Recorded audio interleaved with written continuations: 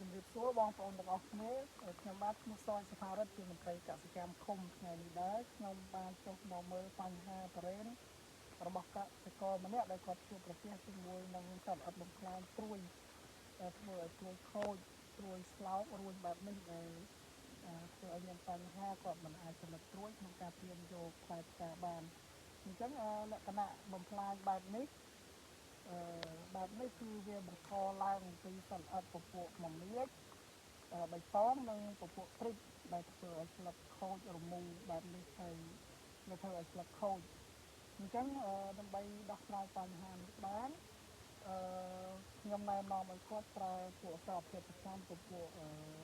ថ្នាំជំងឺពួកខុបហៃដ្រូស៊ីតនិងពពួកថ្នាំកម្ចាត់សត្វល្អិតអាសេហ្វាតដើម្បីកម្ចាត់សត្វល្អិតដែលមានបាទសូមអរគុណសត្វល្អិតដែលបំផ្លាញលើការ៉េនេះមានមមាញបៃតងពពួកព្រីបនិងពពួកនគរយោតងដែលធ្វើការស៊ីបំផ្លាញស្លឹកនេះជាសញ្ញា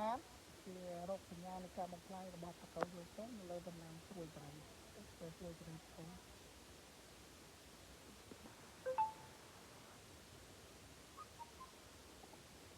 នេះមានគោមានចូលពីបាននេះ